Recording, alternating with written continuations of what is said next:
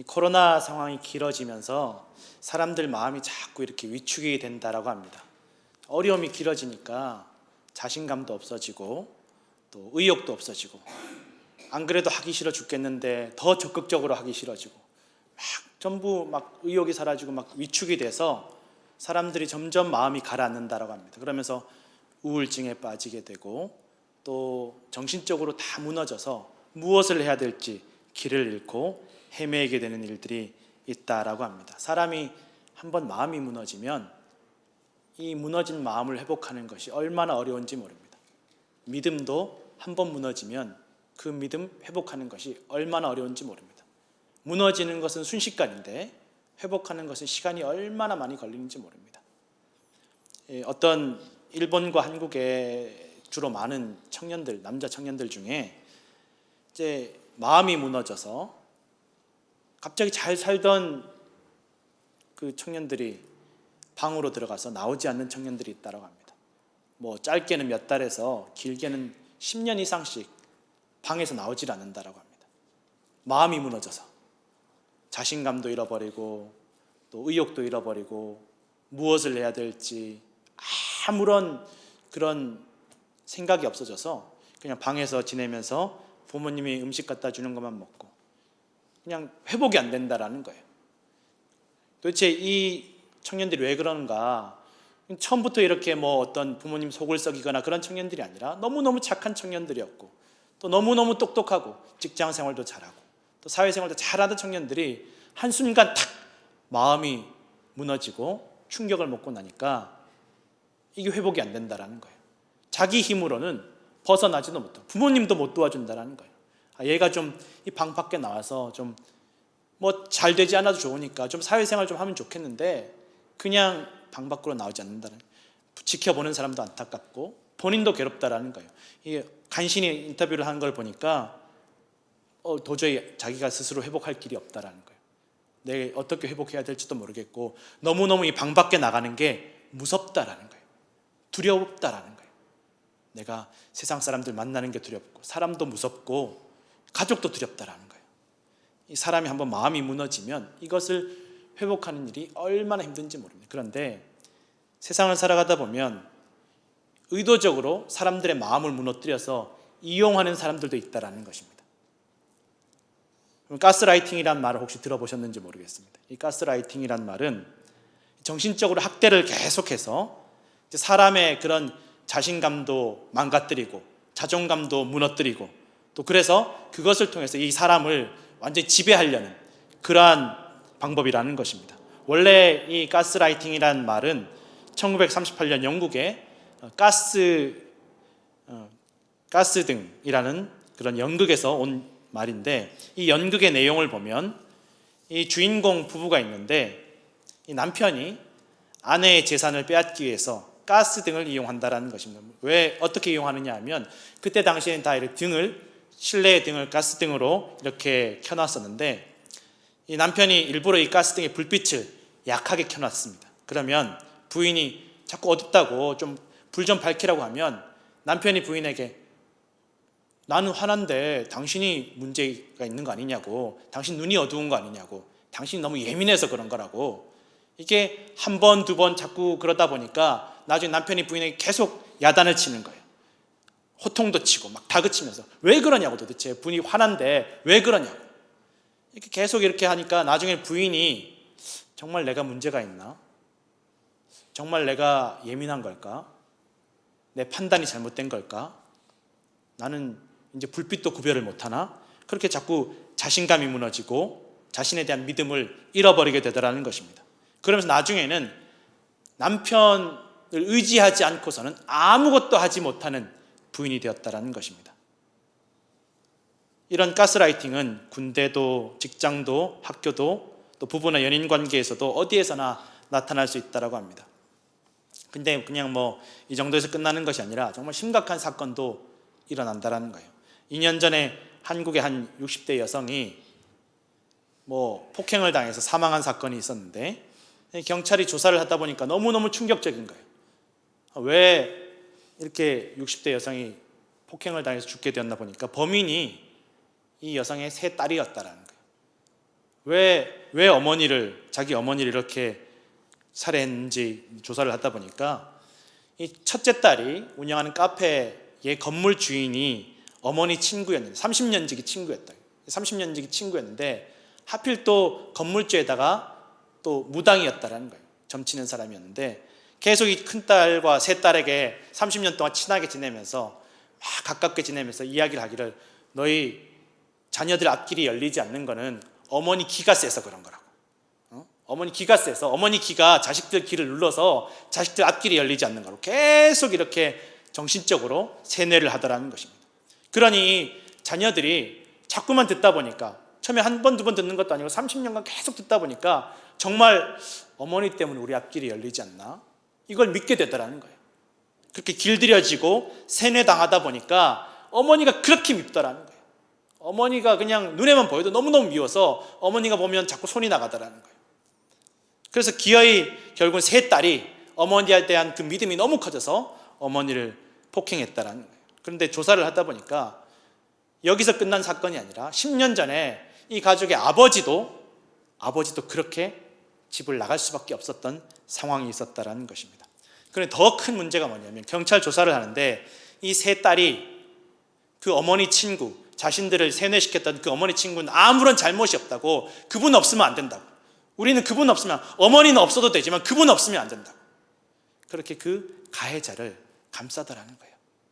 완전히 길들여져서 자신들이 어떤 피해를 입었는지, 어떤 공격을 받았는지도 전혀 깨닫지 못한 채로 자신들을 공격하고 빼앗고 세뇌시켰던 그 여성을 감싸고 돌더라는 것입니다. 범죄학자들이 연구를 해보니까 이게 전형적인 가스라이팅 사건이고 한 가족을 완전히 통제하고 조종해서 가정을 완전히 망가뜨린, 무너뜨린, 파괴한 사건이었다라는 것입니다. 경찰이 보니까 이 어머니 친구였다는 이 무당의 목적은 재산이었다라는 거예요. 나중에 보니까 그 집의 모든 부동산부터 해서 명의가 다 이 무당에게 넘어가 있다라는 것입니다. 다 딸들이 다 넘긴 거예요. 피해자가 알아차리지도 못하는 사이에 교묘하게 시작이 되어서 자신이 가스라이팅 당한다는 사실을, 세뇌당한다는 사실을, 길들여진다는 사실을 깨닫지 못한 채로 완전히 다 정신이 무너지고 또 인간관계가 다 무너진다는 것입니다. 그리고 완벽하게 가해자에게 길들여지고 의지하게 된다는 것입니다. 여러분, 이스라엘 백성들이 애굽에게 이렇게 가스라이팅 당했다는 거예요. 성경에는 하나님께서 이스라엘 백성들에게 끊임없이 애굽을 조심해라, 애굽의 병거를 의지하지 마라, 애굽으로 돌아가지 마라, 계속 애굽을 경고합니다. 이스라엘 백성들이 처음부터 애굽의 노예가 아니었다는 것을 우리는 잘 알고 있습니다. 요셉이 우여곡절 끝에 애굽의 왕 다음 가는, 사실 어떻게 보면 실질적인 권력으로는 왕보다 더 큰 권력을 누리는 정말 대단한 권력자가 되었지만, 요셉이 나중에 자기 아버지와 가족들 70여 명을 애굽으로 부르면서 애굽 사람들과 함께 살지 못하게 합니다. 요셉이 권력자였기 때문에, 최고의 권력자였기 때문에 어떻게 보면 이 애굽 사람들 안에 살아가면 부귀 영화도 누리고 사람들 대접도 받고 정말 대단한 명문가가 될 것인데, 요셉이 철저하게 고센 땅으로 가족들을 분리시킵니다. 변두리로 그냥 지금까지 해오던 대로 그냥 짐승 치면서, 또 그 짐승 치는 일들을 애굽 사람들이 그렇게 혐오하는 줄 알면서 애굽 왕 바로에게 우리 짐승 치는 사람이라고 말하라고 시키는 거예요. 그럼 철저하게 애굽 사람들과 섞이지 않도록 그렇게 분리시킵니다. 요셉은 알고 있었습니다. 애굽 사람들이 얼마나 교묘하게 파괴시키는지, 멸망시키는지, 정신을 무너뜨리는지를 요셉은 알고 있었다는 것입니다. 그런데 세월이 흐르면서 요셉을 알지 못하는 왕이 생기고, 또 이 요셉의 후손들, 야곱의 후손들이 요셉의 뜻을 깨닫지 못하고 점점 이제 애굽 사람들과 가깝게 지냅니다. 그러면 점점 물들어가는 거예요. 근데 거기서 끝나는 것이 아니라 변두리에서 그냥 짐승이나 치던 이 요셉의 후손들, 야곱의 후손들이 점점 번성해서 강해져서 애굽 사람들이 두려워할 정도가 되었다라고 말씀하고 있습니다. 우리가 생각해 보면 그래도 요셉이 총리였고 권력자였으니까 그 애굽 안에서 그 풍요로운 물질을 누리면서 좀 재산도 불리고 사람들 인간관계도 맺으면서 명문 가문 또 강한 민족이 되지 않을까 싶지만, 변두리에서 짐승치면서 이 애굽의 문화와는 철저하게 분리된 상태에서도 하나님께서 복을 주셔서 애굽 사람들이 두려워할 정도로 번성하고 강해졌다라고 성경에 기록되어 있다는 것입니다. 우리가 세상에서 기회를 잡지 못할 수 있습니다. 나는 변두리에서 배우지도 못하고 가지지도 못하고 직업도 변변치 못하고, 여러분, 하나님께서 함께 하시면 어디에 있을지라도, 무슨 일을 할지라도, 누구와 함께 있을지라도, 아무도 도와주지 않을지라도 복이 되게 하실 줄로 믿으시기를 부탁을 드립니다. 그렇게 이스라엘 백성들이 애굽 사람들이 두려워할 정도로 번성하게 되니까 이 애굽 사람들이 이스라엘을 학대하기 시작합니다. 드디어 가스라이팅 하기 시작합니다. 정신을 무너뜨리기 위해서 철저하게 짓밟기 시작합니다. 처음에는 고된 일을 시키다가 점점 그 고통의 강도를 늘려가면서, 그럼에도 불구하고 애굽이 주는 먹이가 아니면, 애굽이 주는 음식이 아니면, 애굽이 아니면 살아갈 수 없을 것이라는 그런 세뇌를 계속 시키는 것입니다. 여기에 이스라엘 백성들이 다 물들어갑니다. 이렇게 고통스러우면서도, 이렇게 힘들면서도, 이렇게 애굽에게 괴롭힘을 당하면서도 애굽이 아니면 우리가 살아갈 수 없을 거라고 그렇게 생각하기 시작하는 것입니다. 한번 물들기 시작하니까 여기에서 벗어나지 못합니다. 나중에 여러분 아시겠지만 애굽에서 탈출해서 광야에서도 이 이스라엘 사람들이 애굽에서 벗어나지 못합니다. 이 정신이 애굽에서 벗어나지 못하는 거예요. 조금만 어려움 만나면 다시 애굽으로 돌아가야지, 왜 우리를 애굽에서 끌어내서 이 고생을 시키나, 애굽에 있을 때 좋았는데. 완전히 물들어서 이 사람들이 그 애굽에서 빠져나오지 못하는 것입니다. 그렇게 애굽 사람들이 이스라엘을 세뇌시키고 길들여 가기 시작했다는 것입니다. 애굽이 아니면, 애굽 사람들이 주는 그 음식이 아니면, 그 문화가 아니면 안 될 것처럼, 내가 죽을 것처럼 그렇게 생각하는데, 사실은 애굽 사람들에게 학대당하고 있었고 빼앗기고 있었다는 것입니다. 아프리카의 한 부족이 원숭이를 잡을 때 그 나무에 달걀 하나 들어가는 구멍이 있는 그 나무에다가 돌을 하나 넣어 놓는다고 합니다. 그러면 이렇게 원숭이가 멀리서 이렇게 지켜보고 있다가 사냥꾼이 잠깐 자리를 비운 사이에 그 나무로 가서 그 구멍으로 손을 넣고 돌을 짚는다라는 거예요. 그러면 돌을 쥔 손이 나오지 못하는 거예요. 돌도 놓지 않는 거예요. 내가 이 돌을 내려놓으면 큰일 날 것처럼 돌을 놓지 못하고 결국은 사냥꾼에게 잡혀간다는 것입니다. 이스라엘 백성들이 애굽에 있으면 계속 멸망하고 사망당하고 빼앗길 것을 알면서도 깨닫지 못하고 그렇게 내려놓지 못한 채로 계속 가는 것입니다. 알게 모르게 일꾼으로, 노예로 학대당하면서 이스라엘 백성들의 정신이 완전히 애굽 사람들에게 지배당했습니다. 나중에는 그 어린아이들, 그 갓난아이들, 그 자기 자식들을 눈앞에서 죽이는데도 불구하고 아무 소리도 하지 못하는 노예가 되어버렸습니다. 이 갓난아이들, 내가 배 아파서 난 이 아이 낳자마자 이 아이들 강물에 던져 죽이는데도 불구하고 아무도 말하지 못하는 것입니다. 그렇게 철저하게 길들여졌습니다. 그리고 그러면서도 이 애굽 사람들이 아니면 우리가 못 살 것처럼, 애굽이 섬기는 신들이 가장 위대한 신들인 것처럼 그렇게 생각하던 사람들이 이스라엘 백성이었다라는 것입니다. 그런데 하나님께서 모세를 통해서 애굽을 철저하게 징벌하십니다. 모세를 부르십니다. 모세를 준비시키십니다. 80년간 모세를 준비시키십니다. 우여곡절 끝에 모세가 생명의 구원함을 받아서 애굽 공주의 아들이 되었습니다. 정말 인생 역전이 되었다고 할 정도로 이제 살해당할 수밖에 없는 아기가 애굽의 그 가해자들의 자녀가 되어서 완전히 그냥 권력을 잡고 대단한 권력을 가졌음에도 불구하고 이 모세가 자기가 히브리 사람이라는, 저 학대당하는 사람들의 후손이라는 것을 잊지 않았습니다. 자기가 가진 이 권력으로, 이 힘으로 그 사람들을 돕고 싶어 했습니다. 내가 우리 학대당하는 우리 민족 도와야지. 근데 여러분, 자기가 도우려고 하다가, 자기 힘으로 도우려고 하다가 어떻게 됩니까? 애굽 사람에게도 살인자가 되고 히브리 사람들에게도 배신자가 되어서 도망가게 됩니다. 그렇게 40년간 숨어 지내게 됩니다. 그 투철한 정의감도 다 잃어버리고, 의욕도 다 잃어버리고, 혈기도 다 잃어버리고, 이제 80이 되어서 몸에 있는 힘도 다 잃어버리고 마음도 무너져서 그냥 두려움과 소심함만 남은 그 노인이 된 모세를 하나님께서 그때 부르셨다라는 것입니다. 이제 인간적으로는 아무것도 할 수 없는, 의욕도 없는 모세를 하나님께서 부르셔서 이스라엘 백성들을 구출해 내신다라는 것입니다.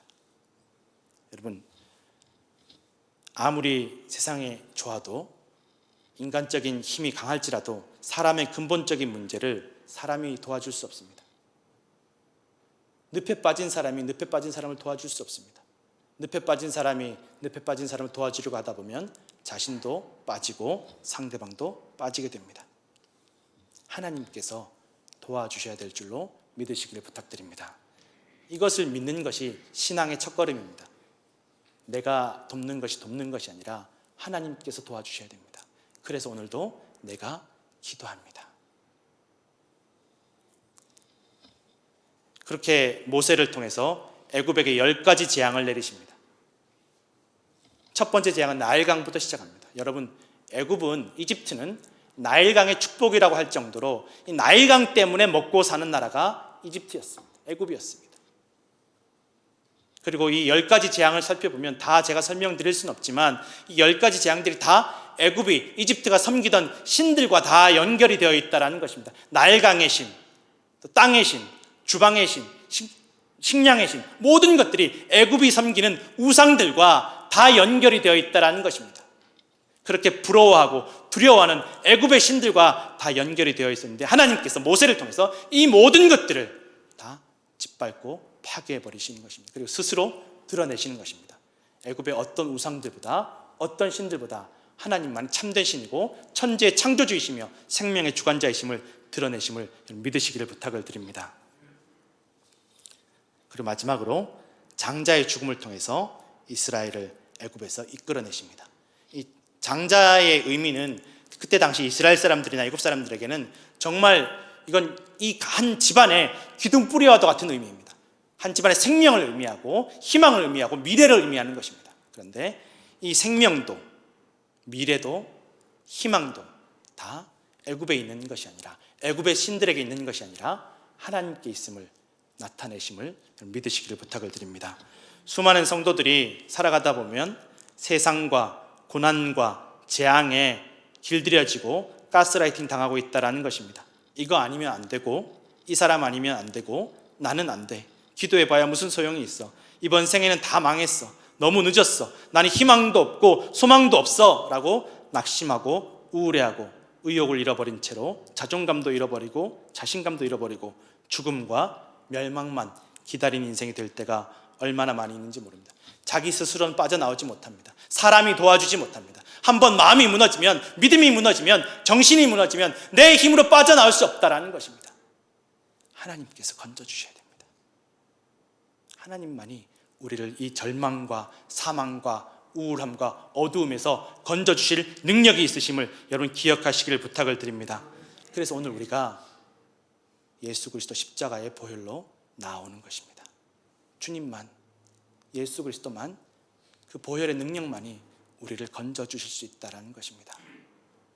그 예수 그리스도 십자가의 피를 우리 인생의 문설주에, 우리 마음의 문설주에, 우리 영혼의 문설주에 바를 때에 이 모든 사망과 절망과 어두움이 다 물러가게 될 줄로 믿으시기를 부탁을 드립니다. 오늘 하나님께서 우리에게 말씀하고 기억하라고 말씀하십니다. 오직 예수 그리스도를 믿음으로 그 십자가 보혈의 은혜와 능력으로 말미암아 우리가 구원받게 될 것이라고, 그 사망이 건너가게 될 것이라고, 그 멸망이, 심판이 넘어가게 될 것이라고 말씀하고 있음을 여러분 믿으시기를 부탁드립니다. 오늘도 이 사순절 기간 동안 여러분 예수 그리스도 그 어린 양의 보혈을 우리 마음에, 우리 생각에, 우리 인생의 문설주에 바르시고 구원을 누리시는 성도들 되시기를 간절히 축원합니다. 기도하겠습니다.